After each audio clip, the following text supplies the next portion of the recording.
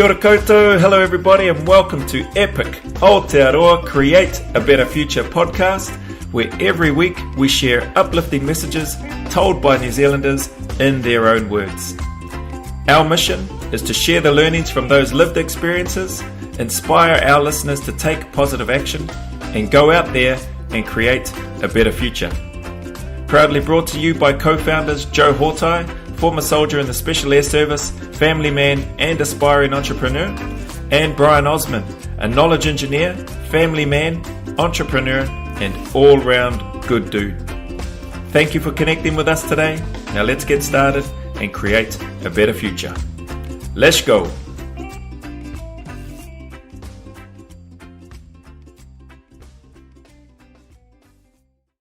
Tēnā koutou katoa, welcome to a new episode of Epic Aotearoa Create a Better Future. And in today's interview, meeting, discussion, conversation, I have the privilege of meeting with Stuart Campbell. And Stuart Campbell is a martial artist, but not like you might know it. He's got a story to tell. And this story is really, really fascinating because not only does it encompass the things that we love to see as kids, kung fu movies and Bruce Lee and all those things that you might associate with martial arts, but we're really talking about a serious martial artist who is on a bit of a mission to inform the world about his particular branch, approach, style, philosophy, art of martial art, and particularly, which I find exciting, is it from a Kiwi slant. So, without further ado, welcome Stuart, welcome to the show.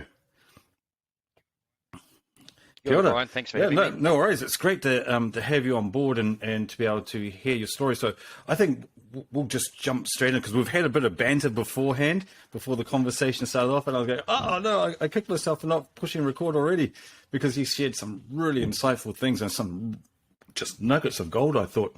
But let's start with you, perhaps, if you can share your background so that our listeners can connect with this martial arts lifestyle that you've just captured and run with. Mm-hmm. Okay. Well, initially I grew up in Waiouru, obviously military base.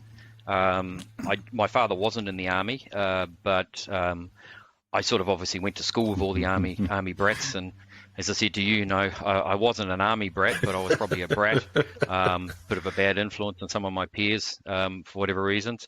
But my father was actually in the GCSB, so he was a spy, which we didn't find out till later on. But anyway, we were based in Waiouru. We actually went from Waiouru to Singapore, 1967 to 70. He was involved with what became the Five Eyes network over there, and they were basically monitoring all of the radio communications from Singapore of Southeast Asia, specifically during the Vietnam War. So we spent 3 years in Singapore, came back in 1970. Started school in Singapore, but then came back and continued my schooling in Waiouru. So a bit of a contrast there, going from red hot or freezing cold Waiouru, snowing, to red hot Singapore to freezing cold Waiouru. I'm sure any army brat who's done that would still have a few twitches from that or something, or I don't know, it must have affected you somewhere. And then 1975, and I was born in 64, so I was 10 years old just before my 10th birthday. I had 3 older brothers, and a couple of them come home one night and they said, hey, we've just seen this really cool martial arts thing. You should go along. And at the time, I was very scrawny, very short. Well, not very short, but, shorter than most people. And I had a lisp. So they sort of looked at me as like, we're really cool and strong and tough, and here's this little wimpy kid over here, and he really needs some exercise and some muscle. So they convinced me to go along to this Taekwondo class.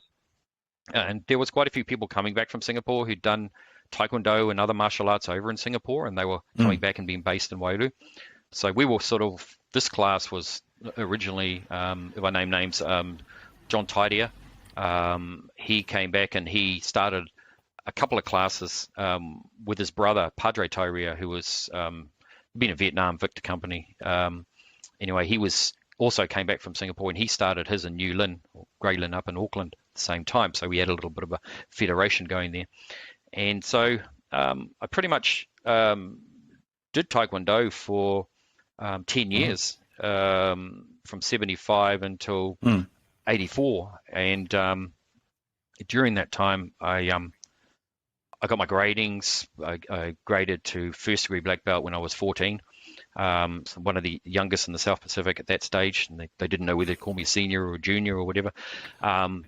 Then I sort of had a little bit of a break while I moved towns. Went down sort of around the Martin, Rangitikei area, and walked into a dojo after not training for a couple of years. The instructor recognized me, and he just said, "Oh, it's your class." And it's like, okay. So started teaching there. By that stage, I'd done another grade. At 17, I went for my second degree, black belt, and so sort of started rekindling my passion for martial arts there. And then I met. What was also going on at that stage was I'd become aware of ninjutsu, which is the martial arts that at the time was just called Togakure-ru ninjutsu. And funnily enough, the way I came about it was I went to Wellington with one of my people who was training with me in Wairuru, and I went into the martial arts store, as you do when you're a martial artist, and it's like Wonderland. And I sort of went in there, and I picked up this book, and it's Ninjutsu History and Tradition by Masaki Hatsumi, 34 soke of Togakure-ru ninjutsu. Anyway, I sort of picked it up, and I was reading through it, and it's like, oh, wow, ninjas. Can't be. And I was so intrigued by it, I actually bought it, thinking that this must be what they used to make ninja movies. It's got all these guys with black masks and firing mortars, and they're doing all sorts of stuff. And it's like, wow, that's sort of something I'd like to play with, because, doing Taekwondo, it's very conventional, very rigid, very regimented, which is good for a young guy like me to keep me on track. But I always sort of kept that in the back of my mind. So just moving forward again in the story where I'd had my second degree, I was in Martin. I'd gone to an event where the Grand Master was. He'd come over from Brisbane, and I'd seen a couple of news articles in Black Belt magazine that said, a guy named Wayne Roy in Brisbane is teaching ninjutsu. He's been to Japan, been there for 9 months, graded to second degree, come back, and he set up some dojos, and one of them was in Brisbane. So sort of in the back of my mind, when I heard this master say he was looking for someone to go and work and run his gym in Brisbane, sort of Brisbane, ninjas, Brisbane, they sort of cropped up, and it's like, I'd like to go to Brisbane.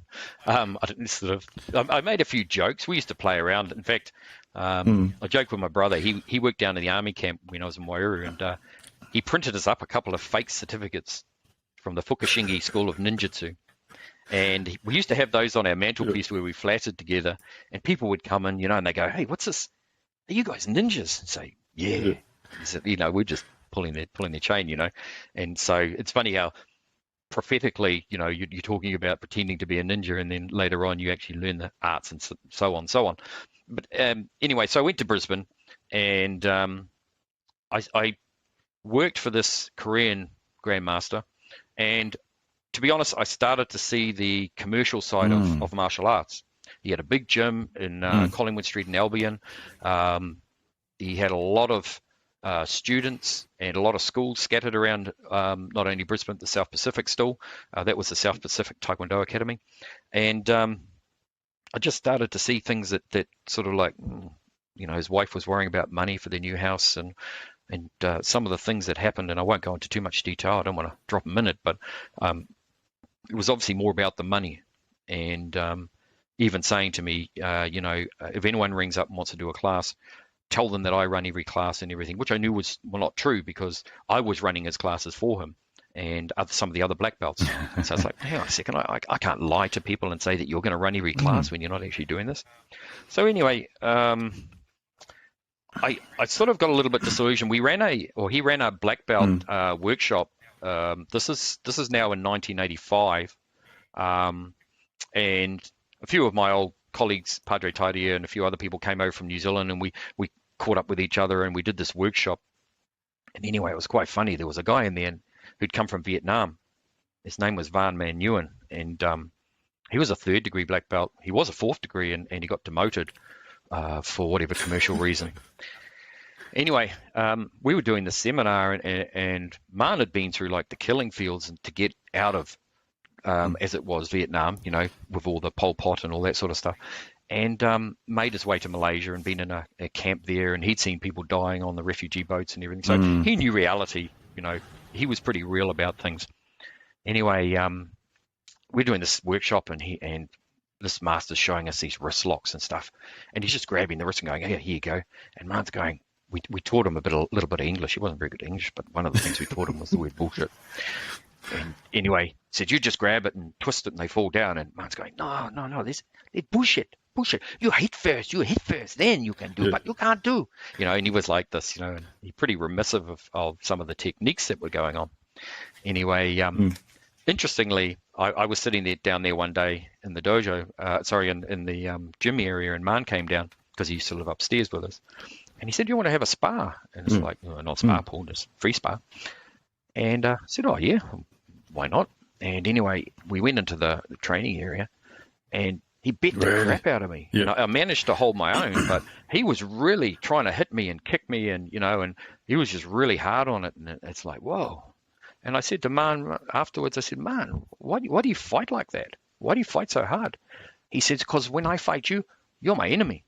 And this is I'd been shadow boxing and taekwondo. I'd been to tournaments and actually got my ass whipped a few times, but I thought I was pretty good. The ego sort of come out, and it's like, oh yeah, I'm second dan. I was about to go for my third dan, and he sort of gave me a bit of reality check. And then when at the seminar, when he'd sort of said, "This is not right," and I knew where he was coming from, it got me thinking. It's like money. A lot of money coming in here, not enough money, all sorts of things going on here. And then, this reality check from someone who's been at the forefront of reality, the killing fields and what have you. And funny enough, he was going for his third dan or fourth dan or something at a grading. Anyway, I'd sussed him out by then. And when we actually, I had to spar him. And I kept him at bay and kept hitting him in the chest and kicking him and all this sort of thing. And he was really getting demoralized. And at the end of it, he says, "Stuart, hey, you hit me so hard." I said, "Because when I fight with you, man, you're my enemy." You turned it around on him. So he sort of had to suck it up, Buttercup, but he would probably was a bit of a catalyst for me, as I'd sort of been sort of not treated very nicely from this master, who I thought, master. He called himself a master. That he should be a master of his own sort of environment, sure, not just a master of business. So that sort of disillusioned me as well. I saw it from the inside out. So anyway, I thought I'm gonna look up this Wayne Roy guy down in Cooper's Plains. So by that stage, I'd given up working for Master Yun, and I was working part-time doing something else. Now, when I was in Wairu, I was actually qualified as a butcher. So I was working as a butcher and working with these crazy guys out at Spencer's Mints in Milton. And anyway, I rang this guy, Wayne Roy, and picked up the phone, and it's like, okay. And I had this coin, it was a coin operated thing, and I had a few coins, and I'm putting them in and talking away, and we got really talking, and it's like, ding. It's like, oh, hey Wayne, I'd love to talk more, but I'm running out of money, Anyway, he said, oh, well, what are you doing today? And I said, oh, not much. I'm talking to you, but I've got the day off, sort of thing. He said, why don't you come down and see us? And I said, oh yeah, okay. I was a bit nervous because I'd never met a ninja before, and it's like, this guy was a ninja, and it's like, So anyway, got on the train, went down to Cooper's Plains, got off on his directions. I sort of walked through this marshy area in this industrial area, but there was nothing else around. It was sort of like something out. I don't know whether you ever saw the movie The Octagon with Sho Kosugi and Chuck Norris.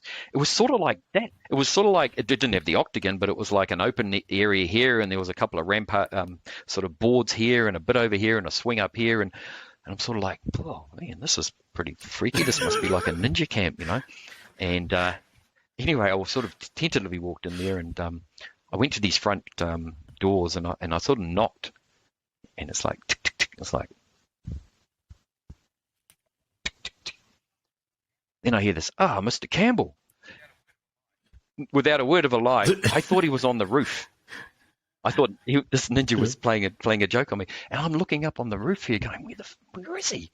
And there was a lattice down the side of the building, and he'd actually just walked out the side door and come around the side and was talking through the lattice at me.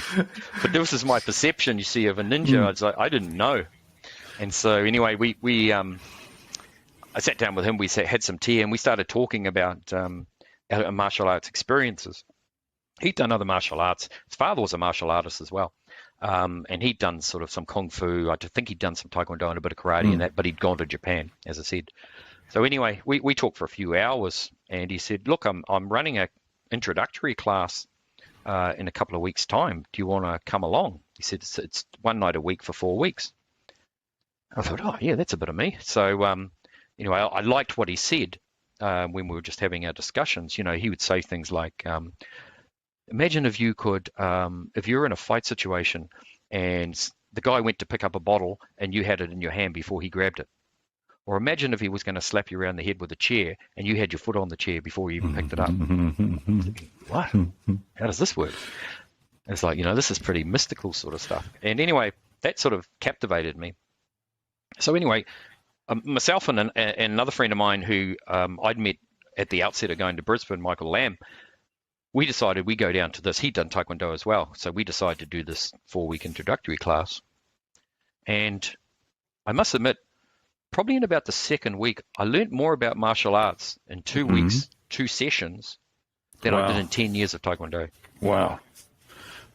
So people used to say to me, "Oh, you do martial arts?" And I'd go, "Yeah." And they'd say, "Oh, that's all about the mind, isn't it?" And I go, "Oh, yeah."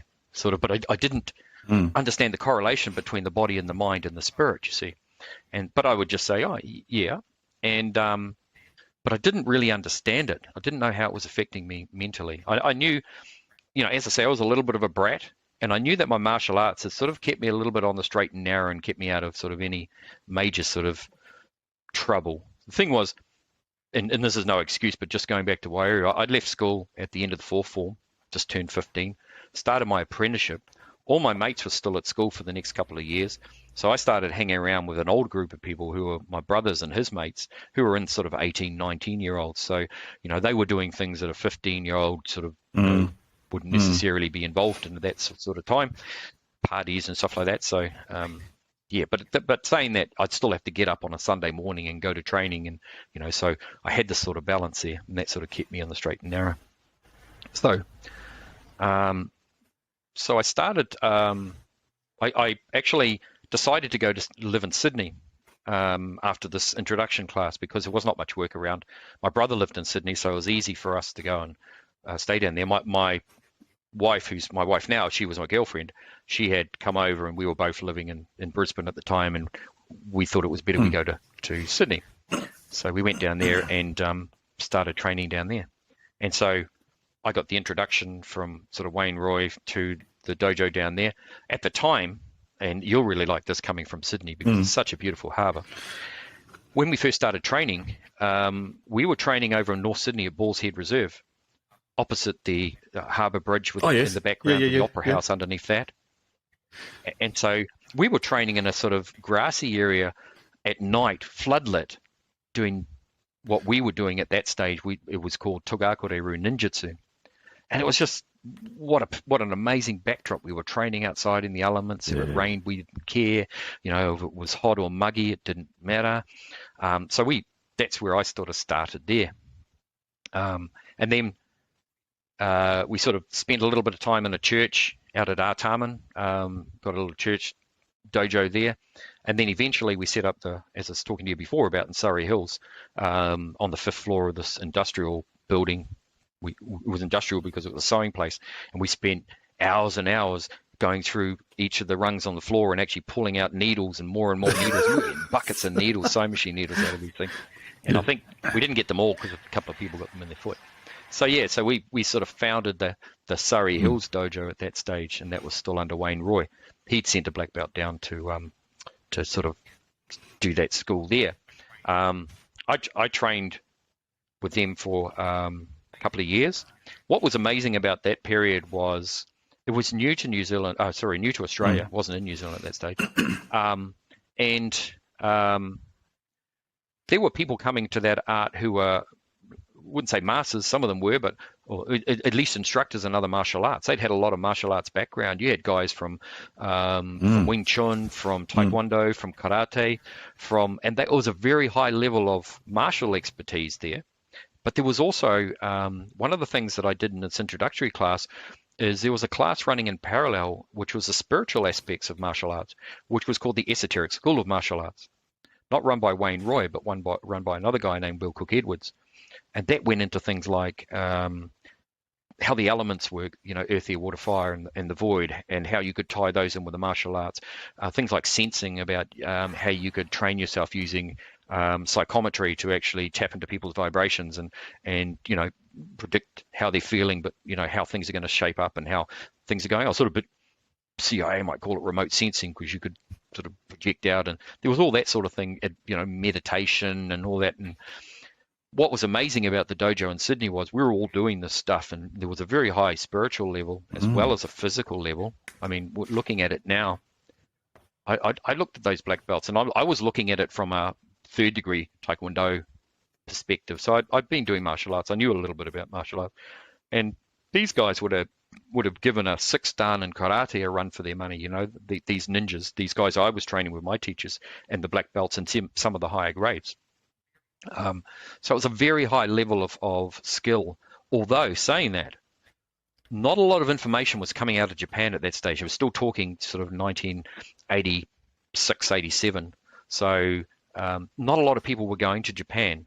This is back in the Stephen K. Hayes days, when he took it over to America, to Bo Munth to Sweden, Doron Navon from Israel. All those guys are sort of gone to Japan, lived in Japan, come back, and then were starting to set up schools. Wayne Roy was sort of only there for the 9 months. He was going backwards and forwards.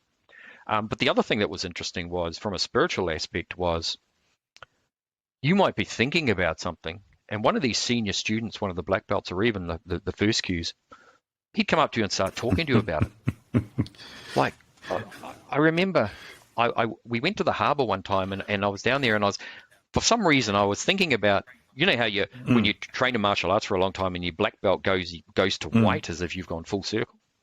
And for some reason, I was thinking about, how you could expedite that by sort of wetting your belt and hitting it on the rocks. And something had come to me about that. Anyway, I happened to go to class one night, and one of the senior students came up to me and he goes, "Oh, I see your belt's pretty clean." He said, "You want to go out and hit that on the rocks, and it might make it a bit less pristine." Stuff like that was just coming out of the blue. I was like, and that's how connected. Yeah, that's how connected everything was. So there was a lot going on in that dojo. Unfortunately, I only stayed at that dojo for 2 years. But in that time, I was only a 6Q. I'd only been doing it for a few months, or probably I went up through the ranks really quickly. I just had an aptitude for it, or I don't know. But I had to sort of also, at the same time, I had to leave my kicks behind from TKD, and also my stances and postures, and some of my rigidity. Because I think of it like this: if you're doing martial arts, traditional martial arts, or how would you say, like Taekwondo, like Karate, they're very rigid. And, you're doing a guarding block, and this has to be at eye level, this has to be at 12.5 degrees, the thumb has to be tucked in slightly, this hand has to be at solar plexus, everything is very square. Taijutsu, on the other hand, or as it, Togakure-ryu ninjutsu, as it later became Bushinkan Koburo Taijutsu, I'll talk about that. It's like you start as a square, and then instead of moving laterally forwards and backwards and to the sides as you would in your kata, you do the odd sort of diagonals. You started moving in circles, like we were talking about before, and you'd think of it like an asterisk, where you'd actually step off the asterisk here, and then you'd have another circle. In the circle, you could step this way and step this way and step this way. And at first, that was very foreign to me. In fact, when I was doing Taekwondo, Padre, my instructor, would say, "Just step off the line," and I couldn't do it because I was so used to laterally moving forwards and backwards. I'm like, I can't move that way. But when we started doing this, you started cutting the corners off the square. So it started becoming an octagon, and then and eventually you became full circle, and you were able to move as a ball more so than a cube in any direction. So you weren't limited to this square box that you've been conditioned to. So it's sort of an analogy for, I suppose, the differences between that. And I think in a way, it's good that you had that square grounding first before you actually went and do the art, go and do the art, because you understand that form. Now, the reason I say that is because people were going to Japan a lot more later on. The problem is that these people who hadn't done that square discipline martial arts would walk into a dojo in Japan, or the Hombu dojo, which is the headquarters in Noda, and the Japanese sort of seem pretty laid back, and which is really not Japanese. It's a very rigid structure, very like from the feudal system.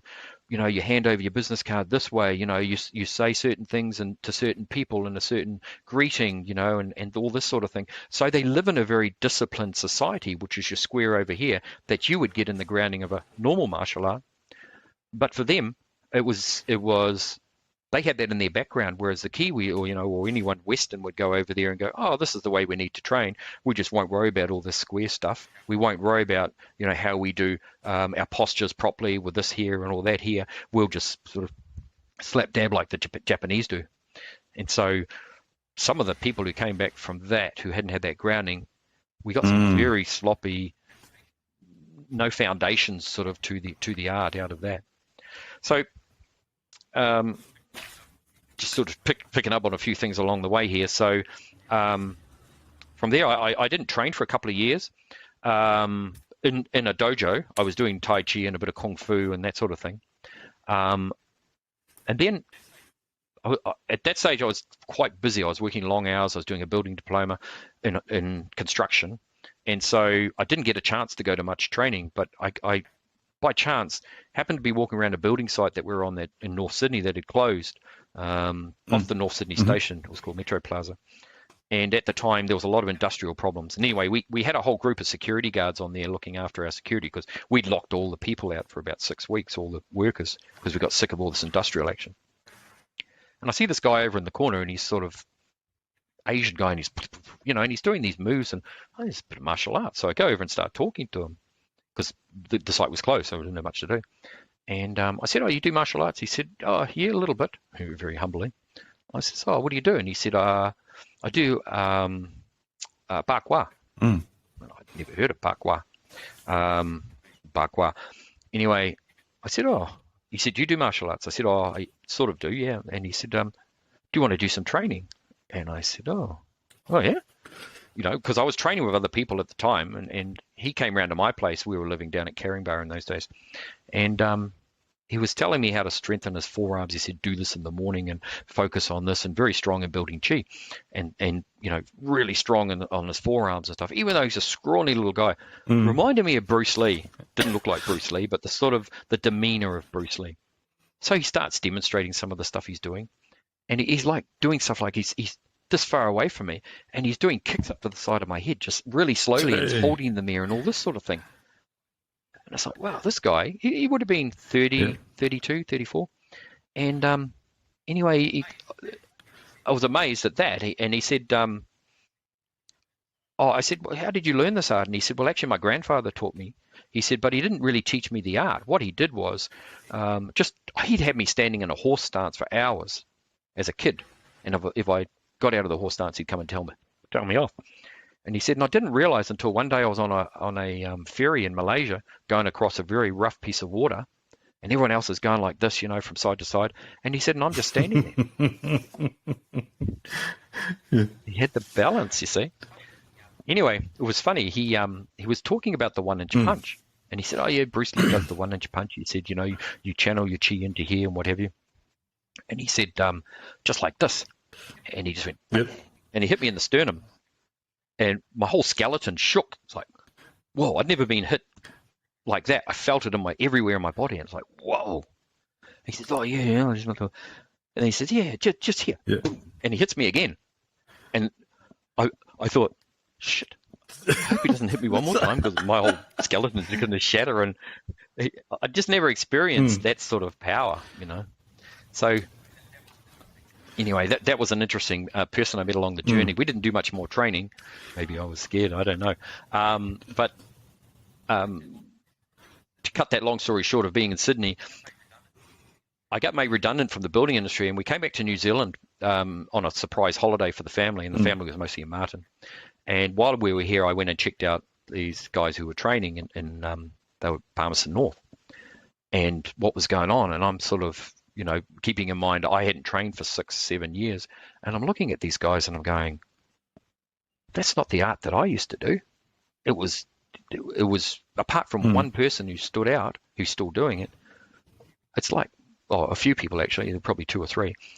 I was like, what the hell is this? They were playing ninja and all this sort of thing, but they weren't really doing well, and not, they couldn't have taken on a black belt, wouldn't have taken on even a green belt in another martial arts sort of thing. I know I'm being a bit harsh on anyone who might tune into this, but you had to understand what I had gone through. I mean, when we were training in Sydney, you would train and we would do semi to not quite full contact.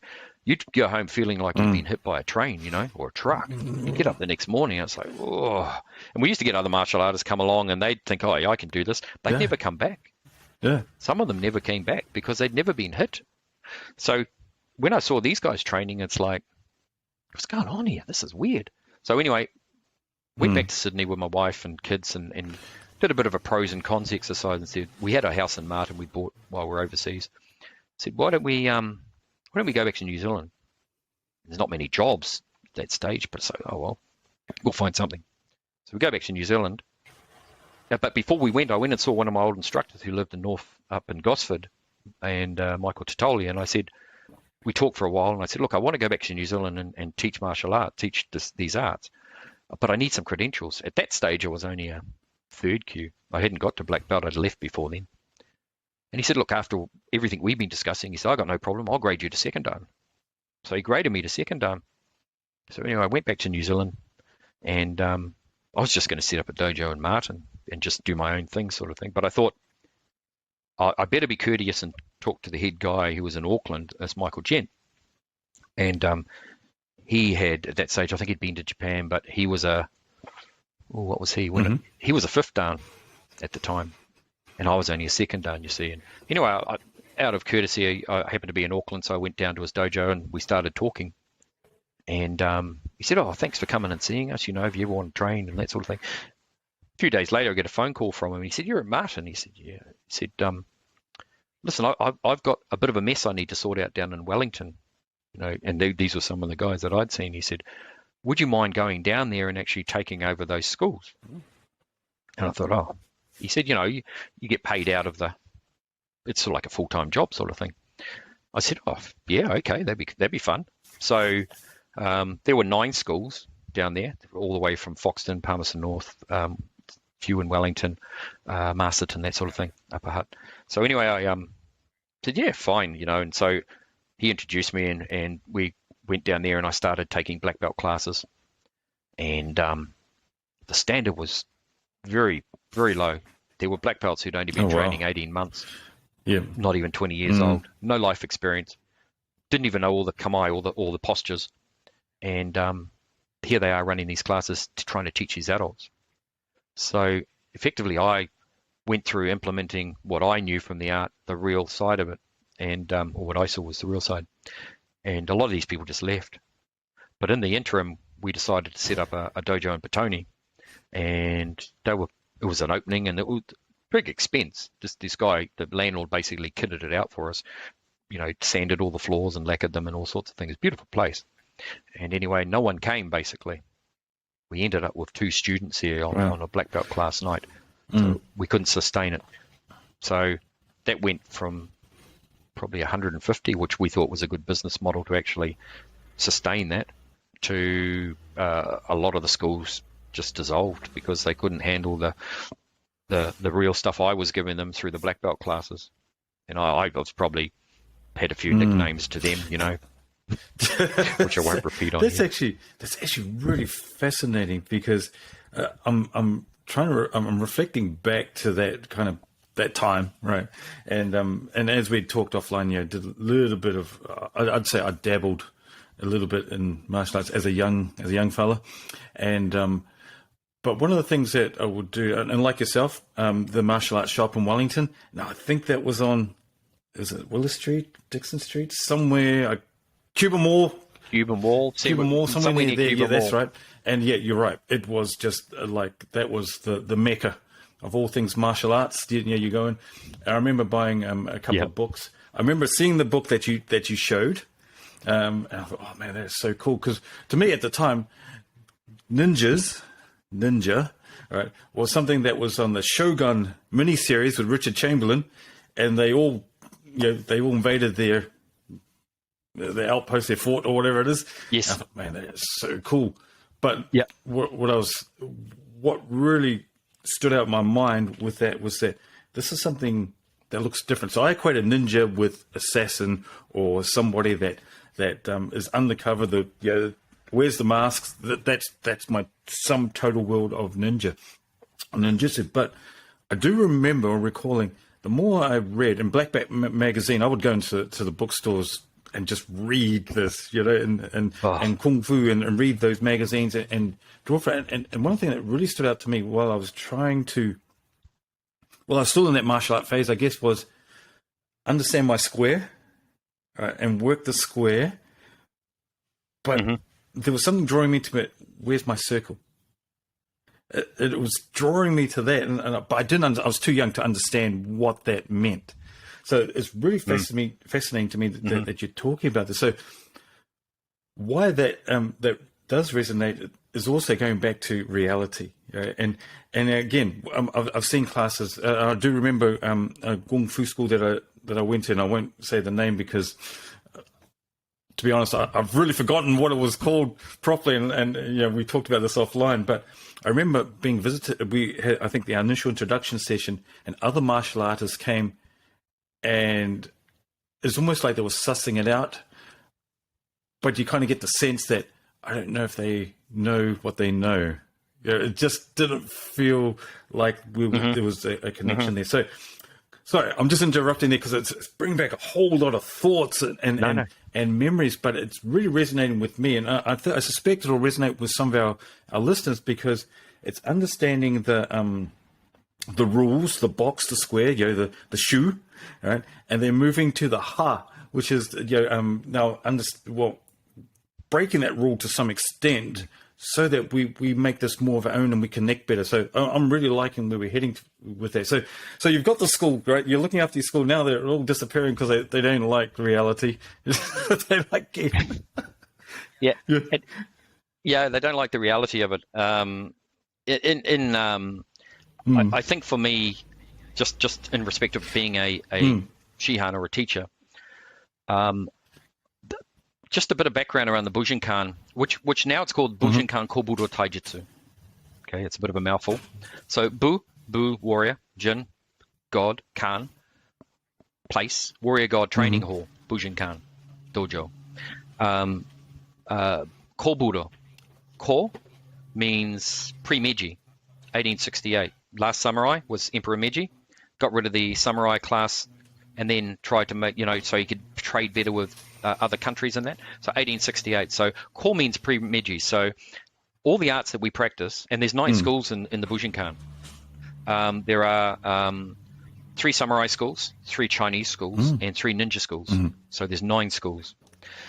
All of those schools go back way before Meiji. So hence the Kobudo, old arts. Some people would equate Kobudo to like Tadashi Yamashita doing his Kobudo stick fighting and stuff like that with with some of the sticks. But there are obviously different terms for it. Taijutsu, Tai, body, Jutsu, art of the body. So altogether, when I was first introduced to it, was warrior ways of enlightenment. And I suppose that sort of takes some of the ninjutsu out of the designation of how people say they're training now, which is something I sort of really wanted to push here. Was people say, I'm going to ninjutsu, and it's like, well, there are 3 ninja schools in Bujinkan, so which one are you doing? To be honest, a lot of people don't understand what ninjutsu is. Even, dare I say it, some people who train in these arts, from my perspective, from what I've seen, ninjutsu is sort of a higher level than, say, if you divide the arts into 3 levels. So you've got Budo, lower level. Budo is really about distance. If I'm in close, I can hit you, but if I'm in close, you can hit me. So in our early stages, same as tournaments and stuff like that, a lot of people do the Budo. So they're hitting each other, they're getting out of the way, but it's learning about that mei, that distance.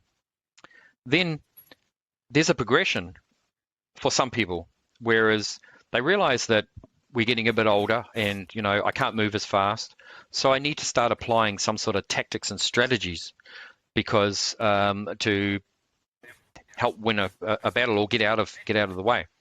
So that's where ninjutsu comes in. So you've got Budo at the lower level, ninjutsu, and then just to cap that off above it, cap with a capstone, you've got Ninpo. And Ninpo is the higher order of ninjutsu. But as far as ninjutsu goes, ninjutsu is about timing and distance. Okay, so you've been fighting for a while and you've been training and you learn that, yes, if I'm in close, but then you start to understand that, say, for example, if someone's coming in with a weapon like a bow or, 6-foot staff or a sword, that's distance, but it's also time because time is distance. So it might take a second for them to hit you. So you then start learning about timing. So not just distance, but timing. And then you start to understand, well, how can I manipulate their sense of timing? So there are several ways in which you can do it. If you read the book by Musashi Miyamoto, Book of Five Rings, Gorin no Sho, Book of Five Rings, and in there he talks about sen no sen, sen no sen, go no sen. I had another one to that, ku no sen. But basically, what that means is that you are manipulating someone's sense of timing, and so you're not moving within their rhythm. You might be changing your rhythm. And this is done, one of the ways this is done is through understanding the nature of the 4 elements. 5 actually, ether's the 5th, or the void, ku. So I've brought some props along, something I prepared earlier. This is called a Gorin to. So a Gorin to is like a stupa. You see these on headstones or gravestones around Japan. They put them on top of people's graves. Not always. They don't always look like this. Stupas in Tibet. Pagodas, they're all based on the 4 elements or 5 elements. So you've got Earth, the square, we talked about before. You've got the sphere or the circle, talked about that before. You've got the triangle, the pyramid. And then you've got the half moon on top. Or you could even, in an alchemist perspective, call that the crucible underneath the fire. So each of these has a modality, if you like.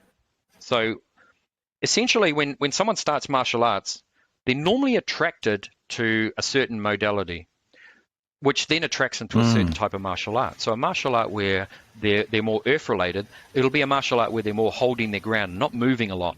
Say a karate form where they're stepping back and just blocking and striking. Someone who's more sort of watery in their approach is sort of, if you think of it like a wave, they're more attracted to things like I was with Taekwondo, where it's attack, attack, attack, or defend, defend, counter-attack. Goes out, comes back in. Someone who's more fire-related would do something like Wing Chun. It's very offensive, controlled aggression, if you like. So they're just moving through. They're eliminating their opponent by pulling them from ear to ear. And then you might have the people who are sort of more air-related, the circular type stuff, the Aikido, the small circle Jiu-Jitsu, those sorts of things. But they're sort of not deliberately contacting. They might do Tai Chi, they're just very airy type feelings. So you get these different types of people gravitating towards these different elements, who gravitate towards these different types of modalities. And that's why I had difficulty, because I assimilated so much of Taekwondo, because being sort of more water feeling was trying to move out laterally out of the way, because I'm so used to going linearly back and then forward. I block, block, block, and then I counterattack. Now, one of the things that I learned just going back to my introduction to the Esoteric School of Martial Arts was the idea behind these elements and how you could use them in everyday life, and also how martial arts works in everyday lives. And I must say, the elements are not just Asian. In magic, you have the elements. In astrology, you have the elements. A tree won't grow without the elements. You've got to have the earth. You've got to have the water. You've got to have the air, oxygen. You've got to have the metabolism of the fire or the sunlight. Everything relies on the elements. Internal combustion engine. If you want to troubleshoot what's wrong with it, if it's the block, something's cracked, earth. If it's got a problem with its fuel system, or its cooling system, water. You've got trouble with the spark, fire, or you've got trouble with the air, not enough air getting into it, or the air cleaner's blocked. Everything is elemental. So what I learned in this introduction also that was how martial arts work. So Wayne Roy, to his credit, was a bit of a scientist, I suppose. And one of the principles he came up with was this thing called technique-philosophy relationship. That is that your technique, or what you're exuding externally, reflects your internal philosophy. So body language. So it's like, being aggressive or being evasive or being assertive. All these things are reflected on the way you think. So body affects mind, mind affects body. So if you've got someone like me who was pretty much in this water mode of block, block, block, strike, block, block, block, strike, translate that into life, and it's like, this is the way I deal with people out there in the real world because that's what I feel comfortable with. So my boss might push me and push me and push me and hang on a second, and then you come back and it's like, no, I'm not putting up with that. Or other people who are more fire related, they just walk straight in the office and I want a pay rise, and it's like, well, boss ain't gonna like that. Or it might be, I need a volunteer, and someone's like, oh, he'll do it, evading or whatever. Or it might be someone who just accepts it, So within Taijutsu, we have kamae, which are stances, if you like, but they're more than stances. Nothing in Japanese is simple, so it's not just, this is just a stance. It's actually an attitude or a posture. So, say for example, they're based on, I don't know whether you can see that. Say here, this is a natural sort of thing. It's like, hey, get back, buddy. I've got one in reserve here, but I'm keeping you back with this. This is Ichimonji no kamae. So this is the kamae. So it's reflecting a defensive type of nature. I'm moving back to give myself enough space to gauge what's going to happen next. Same here. This is doko no kamae. So I'm pointing at the eyes. I've got this up here, and I'm saying, hey, you want to come this way? You want a piece of this? So again, you're showing the threat. You could be holding a weapon or whatever. So defensive. It might be that you're attacking. So if you're attacking, to move into an attack, you have to protect yourself. But you're moving forward. So in here, this is Jumonji. It translates into spiritual senses too, where you're actually protecting yourself, cross of protection, the crucifix. I'm warding off evil spirits, so to speak. So you have this sort of idea, but you're moving into it in a controlled manner. So you have these different postures. You have receiving, come and get me. You have evading, you missed, these sorts of things. So you have these 9 postures, if you like. So my natural posture is this one. I want to move back, move back, move back, move back, counterattack. This is Taekwondo, move back, move back.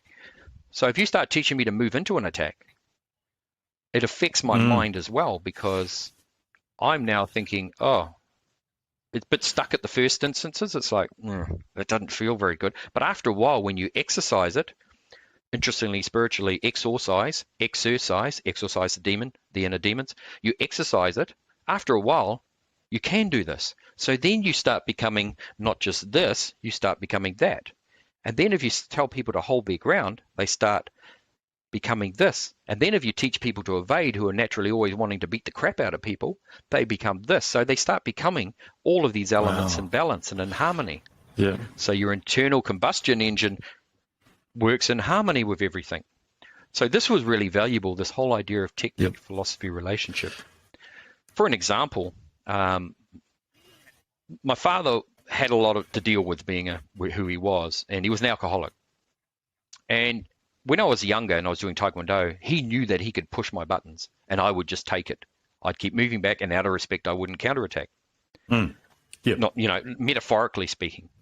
So then, after I'd come back from Australia and doing these arts, he tried it on me again, but this time I just went straight into Jumonji or into attacking, and sort of obliterated his intent. And he was in tears because he'd never had that before. He thought, I'll take out my frustrations on this guy and he'll just suck it up. And I changed.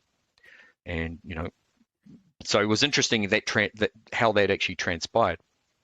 So this idea of the elements, and in real life, the application of these might be, have you ever had a Kirby vacuum cleaner salesman come to your house? Yes. You have? Yes. You didn't buy it, did you? No. You Okay, good.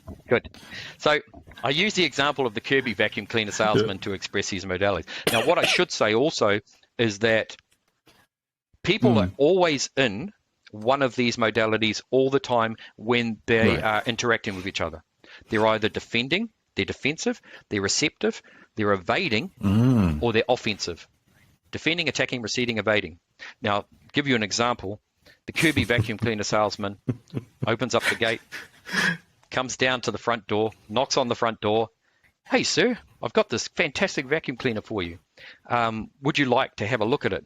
If you're receiving in earth mode, oh yeah, that looks pretty good. So I'll buy that. That would be receiving. If you're in a water type mode, or where you're retreating back and then come back in like a wave, he'll come to the front door, say, oh, do you want to buy this? Hang on a second, I'll go back, retreat, get my dice and documentation, come back and compare it with you. And then you'd have this trade-off. It's like, well, this does this and that does that. So you're doing this defensive type of mode. If you're in fire, which is a triangle, if you like, or a pyramid, you're looking out, oh, there's one of those Kirby vacuum cleaner salesmen. You open up the window and you say, get the out of here. I don't want that piece of crap. And so they're still going through their sales pitch. G'day, mister. Oh. So you stop their intent in its tracks. Okay. If you're in evasive mode, you see him come in. It's like you duck down and you go out the back. So when he knocks on the door, there's no one here. So those are the four modalities that you can use in life. And you can take these modalities and in your training and transpose those into your life and how you work. Initially consciously, but then after a while they just start happening. See, my idea of a good martial artist is pretty much like the body knows what it needs to do. So you just let the body know what but like a tennis player. Tennis player practices the forehand, practices the backhand, practices the stance, getting there, all this sort of thing. And then eventually they don't think about, I need to hit the ball over to that corner of the court because he's over here. They just tell the body to do it and the body does it. So it's like they're up here strategizing and they're telling the body what to do and the body knows what to do. It's the same in martial arts. So you get to that point of mushin, no mind, where someone comes in and it just happens. And you didn't plan it because you can't plan.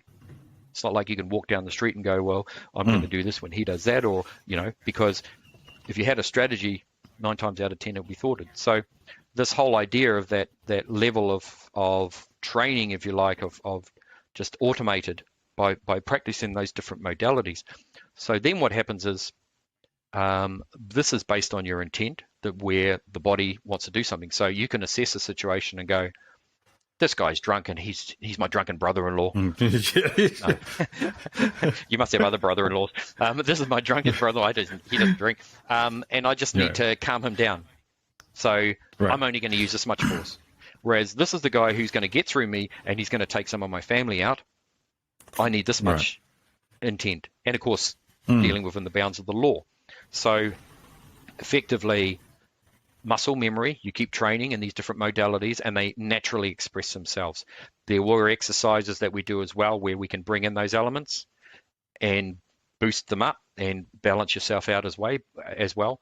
But sometimes you're watching people training and it's like they want to do this, but then they stop and they do something totally different. It's like that naturally would have happened, but you stopped it. This is sorry to interrupt you, because this is actually really fascinating, because you can see this across multiple levels, and I guess what I'm hearing is that there, for everything we do, there's the spiritual connection with the physical. I mean, they're interdependent, intertwined. Yes. And the thing is, the thoughts coming to mind is actually two thoughts. One of them is there's a book written by Pat Riley, who's a basketball coach. He used to coach the LA Lakers back in the Magic Johnson times in the 80s and so forth, if you follow basketball, right?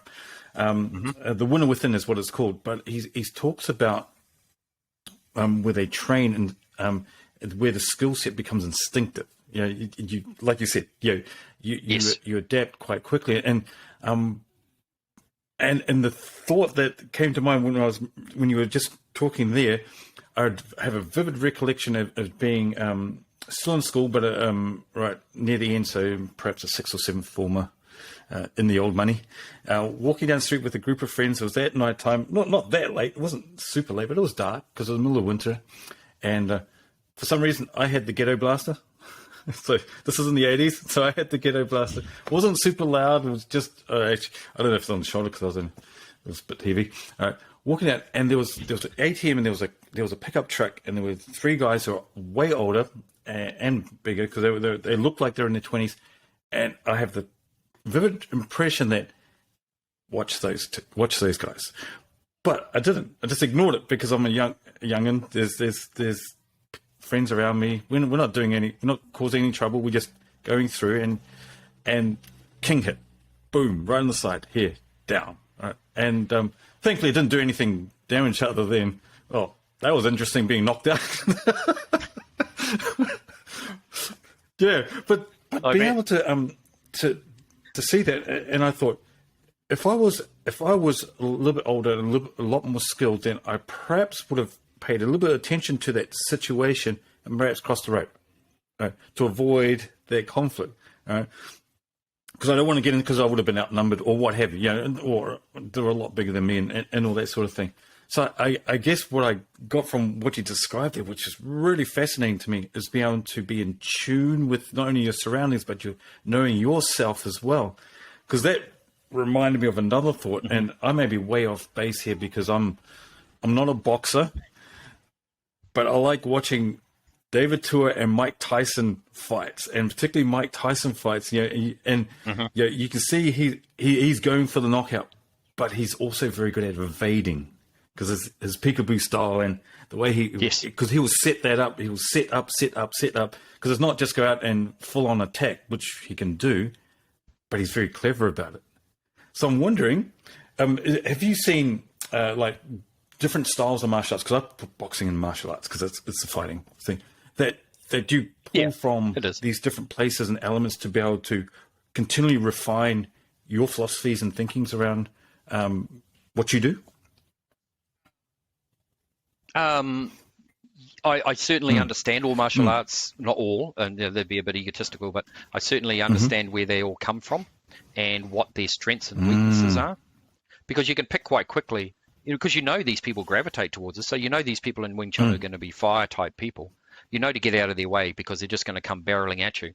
These people over here are doing Aikido, so their modality is going to be more of an air type feeling of, it's hard to catch here. Yeah, it's evasive, like you say. So, and then defensive, their weakness would be that they're moving straight back, like I was in TKD, to the point where they're overwhelmed because you can move forward faster than they can move back.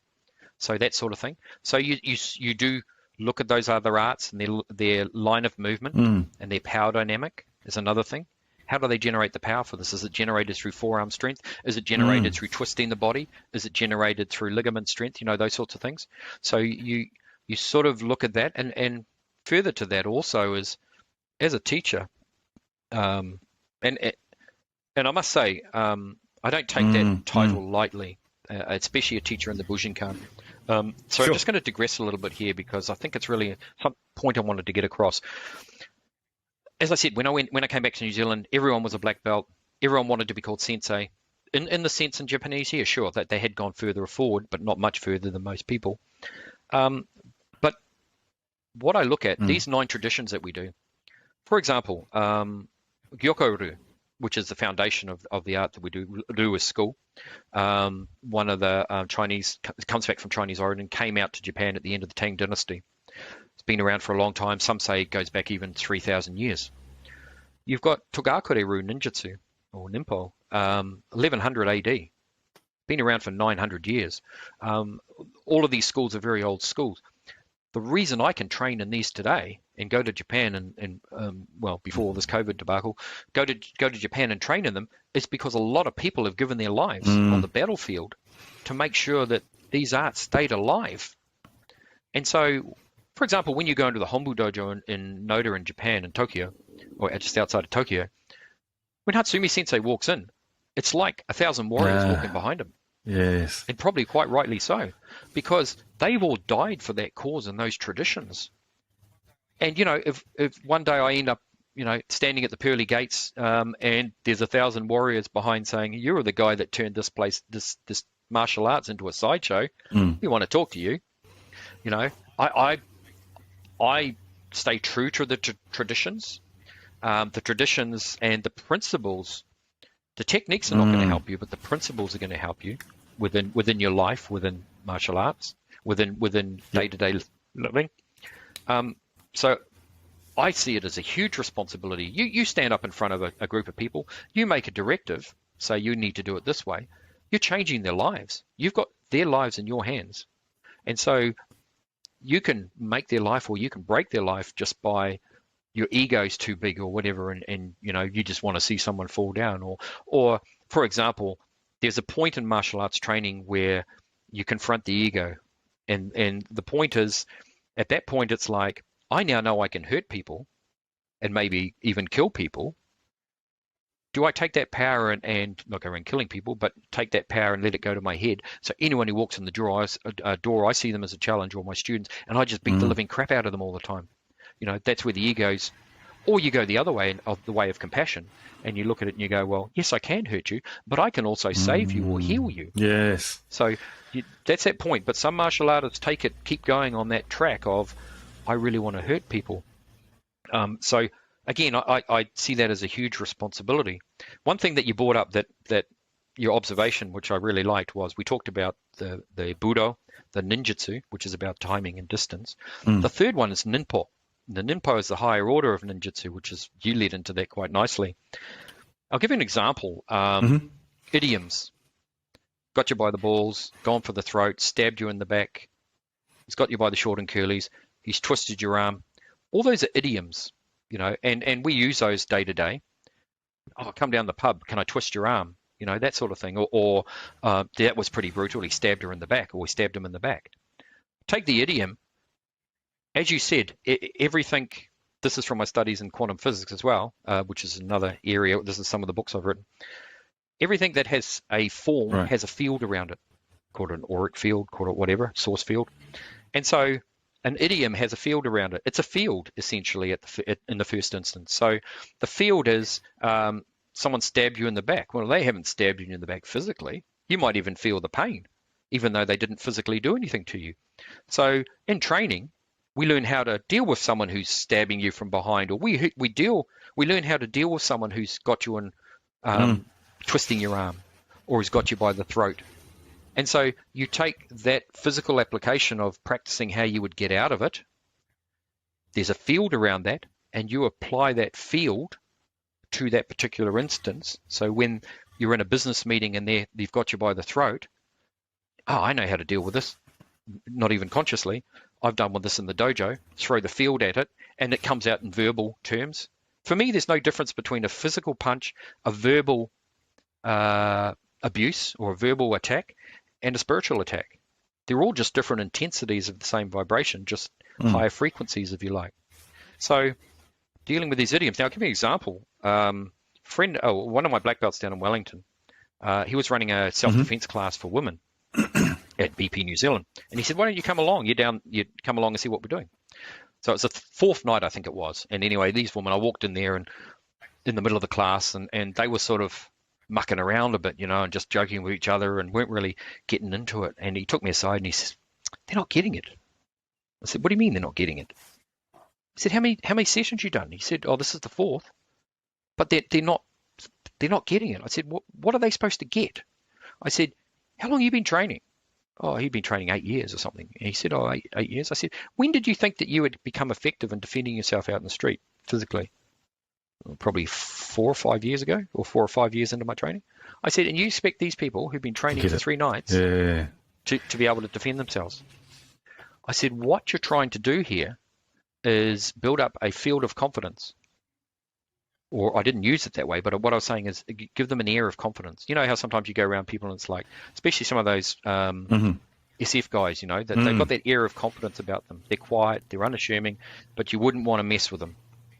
So I said, the best that you can do is give them enough confidence, not overconfidence, that when that girl walks out in the street and someone looks to go and attack her and she's walking in a certain sort of fashion, not with a ghetto blaster or like this. yeah, like that. Dum, dum, dum. So loud that you can't hear someone walk up behind you. But then that person's going to look at them and go, oh no, there's something about that person. They sense that. In Ninpo, it goes that step further. So you might be sitting in a bus and you get this thought comes in, or from out of left field, that's like, when you get off the bus, there's a guy who's going to attack you. And it's like, okay, well, if he punches me or if he stabs me with a knife, I'll move this way and I'll do this because I've done it in the dojo, so I know that I can make it work. So you send that back. Balance, equilibrium, it cancels it out. The guy is sitting there thinking, I'm going to do this. Next thing, his knife falls down and cracks. Where they go? Doesn't know why. I won't be attacking anyone tonight. So that's what we call it, sort of astral combat, if you like. So you're projecting that field, if you like. So that's how martial arts works at the higher levels. I've never had a real fight in martial arts. I've been doing martial arts for 47 years. I've always got out of getting into situations, So, for example, ninjutsu, I mean, this is another misnomer. Hatsumi Sensei says that ninjutsu is about escaping and hiding. It's not about fighting, So the whole idea of someone showing you a fighting technique, and I'll explain the idea of ninja. Yeah, keep going. Let's keep going. Can we keep going? No, it's fine. I know you were trying. This is the ideogram for nin, just to say what ninjutsu is about. So the top part of this is blade. Okay. So, and the bottom underneath here is heart. So you've got the blade over the heart. Okay. Now, what that actually means is that if you think of a blade, one moment. Ooh, something I prepared earlier. Just won't get tangled up. This is a live blade. So it's razor sharp. It's called a shinken. If I drop this on somebody, it doesn't discriminate. If I just drop it rather than actually control it and cut down on it, it'll cut anyone in its way. It'll cut me. It'll cut you. It'll cut whoever. This is truth, if you like. It's a symbol of truth. So that's the blade in the metaphoric sense over the heart. So being aware that as a ninja, you have this blade sitting over your heart. If you err, the blade will come down and cut the heart. So you're taking personal responsibility, cause and effect, Newton's third law, whatever you want to call it, that karma, a law of interference, you do something to someone, it'll come back at you. Your responsibility. If it does and hurts your heart, take responsibility for it. Something bad happens to you, it's because you've done something somewhere, you've been caused pain, because you've caused pain somewhere. So this is really what makes a ninja, and this is interesting because I was saying to Joe when I was talking to him earlier,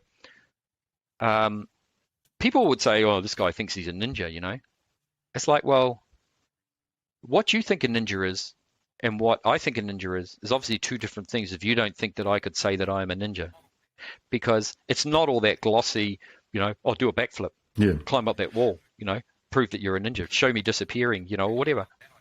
It's really about that idea of taking responsibility for your actions and knowing that when the heart gets cut, metaphorically speaking, your heart gets hurt, it's because you've done something to cause that through cause and effect. So living that philosophy of not blaming other people for something that happens to you, because we live in a blame society. Oh, he did this and they did that and he did this. Even if you have someone bangs into your car, the way I see it, it's 50-50. That person needed to learn something. You needed to learn something. So in a sense, you should be thanking them for bringing that karma to the fore so that you can get on with life. Yep. You go. Once you've... Yep. Sorry, I was just going to say, just once you've accepted that the blade is over the heart, and I'm a Freemason as well, right? So I don't know what you know about Freemasonry, but this whole thing of the all-seeing eye on the dollar bill and its conspiracy theory and the Illuminati are taking us over and all that sort of thing, that there is God. God is truth. There's no religion higher than truth. That's the blade on the heart. So that is God's judgment. So in the all-seeing eye of Freemasonry, it's about God is always watching everything that you do. And God will punish you if you do anything wrong. Now, I'm not a religious person, so I'm not going to go down that track. But if you get that idea. So a ninja lives by that philosophy. Once the ninja understands that, it's a good heart wielding the blade to help others. So as a teacher, I'm cutting away at the crap of other people. I don't want to be students' friends. That's not my role. My role is to help them to ascend. So spiritually. So that's it's actually fascinating because,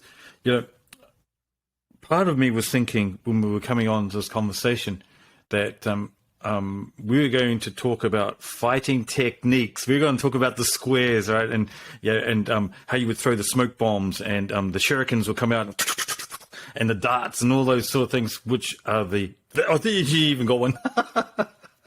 And yes, I used to make those in metalwork in intermediate back in the day. We all did. And then we would throw it at each other because, you can. Just, yeah. Yeah. Yeah. Dan, they can throw them back. I do remember a star we had cut out in metalwork, sticking someone's leg in the bus line. Yeah. Anyway, no one complained, so, good times. But, oh, gee. Well, so what I was... Yep. What really is standing out to me is the philosophy that underpins everything. So it's really clear that for those that are looking to undertake, say, or resonating or connecting with some sort of martial art, whether it's